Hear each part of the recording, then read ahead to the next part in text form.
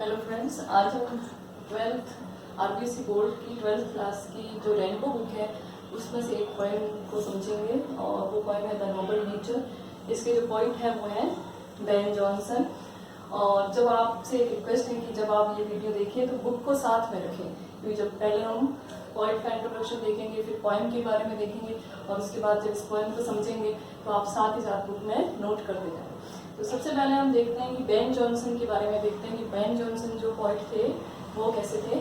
तो Ben Jonson जो थे वर्सेटाइल डोमिनेटिंग लिटरेरी पर्सनैलिटी थे। वर्सेटाइल का मीनिंग होता है बहुमुखी और डोमिनेटिंग यानी इन्फ्लुएंशियल, प्रभावशाली, वो बहुमुखी प्रतिभा के धनी थे। और बेन जॉनसन पोइट होने के साथ साथ प्ले राइट भी थे। प्ले राइट का मतलब होता है नाटककार, वन राइट्स प्ले, जो कि प्ले लिखता है, प्ले बोलते हैं नाटक को। और एक्टर भी थे, अभिनेता भी थे।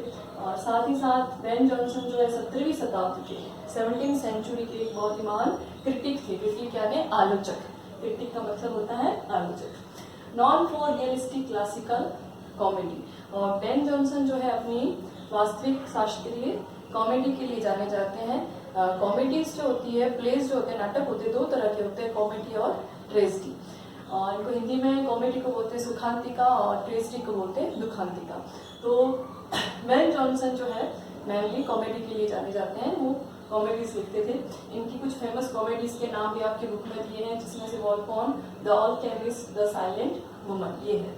ये तो इनका जनरल इंट्रोडक्शन है, हमें ध्यान होना चाहिए बेन जॉनसन के बारे में। अब हम देखते हैं कि पोएम जो है इसका मेन थीम क्या है। एक ये शॉर्ट लिरिक है, ये पोएम जो है द नोबल नेचर, ये शॉर्ट लिरिक है। लिरिक वो पोएम होती है जिसको गाया जा सके, किसकी सहायता से? लायर की सहायता से।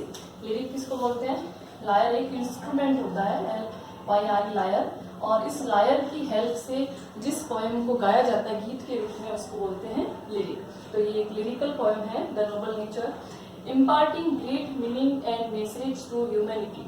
और ये कविता के माध्यम से बेन जॉनसन जो है एक इम्पार्टिंग यानी दे रहे हैं एक बहुत ही गहरा अर्थ और एक संदेश दे रहे हैं मानवता को, ह्यूमैनिटी यानी मानवता को, that we live in deeds not in years. ये जो है इसकी मेन बात है, इसको आपको ध्यान में रखना है कि कौन सा ये मैसेज दे रहे हैं Ben Jonson. We live in deeds not in years. Deeds का मतलब होता है कार्य और ईयर्स का तो आपको पता ही है। तो ये कहना चाहते हैं कि हम कार्यों में जीते हैं, जबकि वर्षों में नहीं। कहने का मतलब है कि किसी मनुष्य की जो पहचान होती है, किसी ह्यूमन बीइंग की जो पहचान होती है, जो उसका नाम होता है, वो किसकी वजह से होता है? उसके अच्छे कार्यों की वजह से होता है, उसके अच्छे नेचर की वजह से होता है, स्वभाव की वजह से होता है, बल्कि वो कितने लंबे समय तक जिया है या वो कैसा था, तो उसकी वजह से उसकी पहचान नहीं होती है। तो ये इम्पोर्टेंट मैसेज जो है बेन जॉनसन इस पॉइंट के अंदर दे रहे हैं। इसके साथ में कुछ और भी जो लाइंस हैं वो मैं आपको बता देती हूँ। इसमें से the point contrast a meaningless and unimpressive long life with a short life full of heroic and virtuous deeds. तो कवि जो है कॉन्ट्रास्ट यानी तुलना कर रहा है एक मीनिंगलेस यानी अर्थहीन और अनइम्प्रेसिव यानी अप्रभावशाली जो लंबा जीवन है, उसकी तुलना एक छोटा जीवन, और एक तरफ लंबा जीवन है जो कि अनइम्प्रेसिव है और मीनिंगलेस है, और उसकी तुलना कर रहा है वो शॉर्ट लाइफ से, कम जीवन अवधि है किसी की, लेकिन उसके जो कार्य है वो क्या? हेरोइक है, साहसिक कार्य, वर्चुअस है, सद्गुणी कार्य है। तो इन दोनों की वो तुलना कर रहा है प्रकृति से, दो अलग अलग डिफरेंट सिंबल्स की सहायता से। उसने जो सिंबल्स लिए हैं, एक लिया है ऑक ट्री का, हाँ इसमें हम देखेंगे आगे, और दूसरा सिंबल जो उसने नेचर से लिया है बेन जॉनसन ने, लिली ऑफ डे, मतलब एक लिली का फ्लावर जो है उसका सिंबल लिया है, प्रतीक लिया है, और दूसरा प्रतीक लिया है ऑक ट्री। इन दो प्रतीकों की सहायता से वो बताना चाहते हैं कि जो एक लंबा जीवन होता है वो लंबा जीवन अनइम्प्रेसिव है और मीनिंगलेस है, तो उसका कोई महत्व नहीं है, बजाय कि किसी का जीवन जो है छोटा है लेकिन उसके कार्य जो है बहुत ही अच्छे हैं, उसका नेचर जो बहुत अच्छा है, तो उसकी पहचान होती है, उसका नाम होता है, बजाय कि एक लंबा जीवन और उसका कोई भी अच्छा कार्य नहीं है। तो इसको अब हम पोएम को देखते हैं, समझते हैं इसको। The noble nature. It is not growing like a tree, growing यानी डेवलपिंग, विकसित होना, उगना, इसको साथ में लिखते जाए। तो इन बल्क यानी लार्ज क्वांटिटी, अधिक संख्या में। Dug man better be, standing long and oak tree को लिया है 300 year to fall in log जो होता है लकड़ी का जो लट्ठा होता है उसको बोलते हैं, at last dry bald and shear.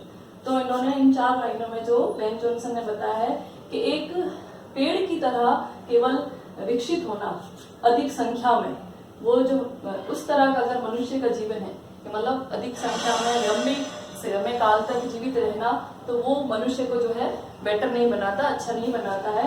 Okay का ट्री जैसे कि जो है वो एक लंबे समय तक खड़ा रहता है, उसका जो लाइफ स्पान है, जो उसकी जीवन की अवधि है, स्पान यानी अवधि, वो 300 ईयर की होती है, लगभग 300 साल की होती है। और आखिरकार अंत में at last it fall like a log, और अंत में जो है ये एक लॉग की तरह, लकड़ी के बड़े लट्ठे की तरह जो है गिर जाता है। फॉल यानी गिर जाता है, लास्ट यानी आखिर में, एट लास्ट ड्राई कैसा होता है, सूखा होता है।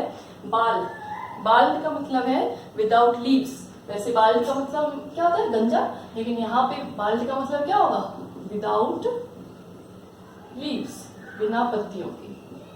एंड शेयर का मतलब है सेपलेस, विदर्ड, सूखा।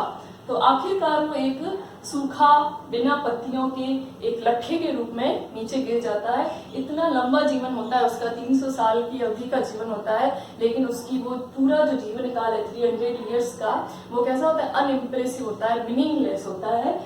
दूसरी तरफ ये सिंबल की सहायता से उन्होंने ये बात कही है। दूसरी तरफ उन्होंने जो दूसरा सिंबल लिया है वो लिया है लिली को। लिली का जो फ्लावर होता है, फूल होता है, अ लिली ऑफ अ डे।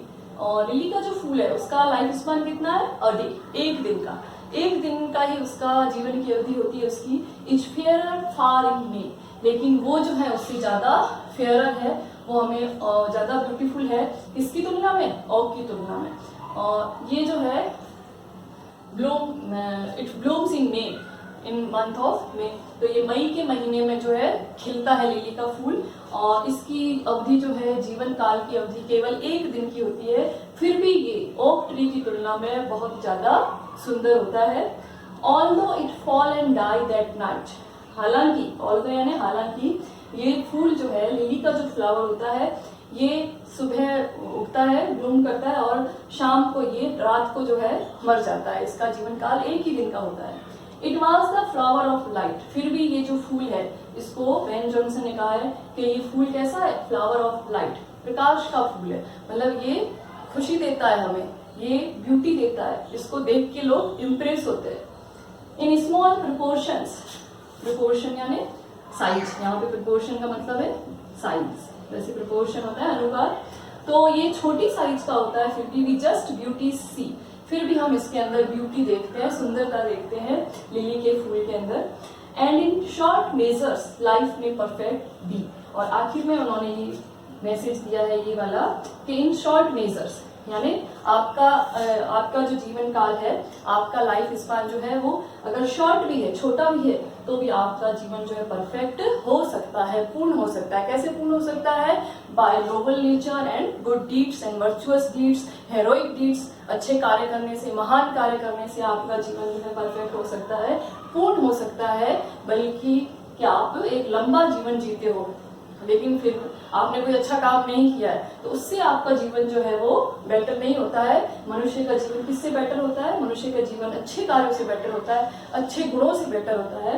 तो ये मैसेज जो है बेन जॉनसन इस कविता के माध्यम से देना चाहते हैं। Thank you.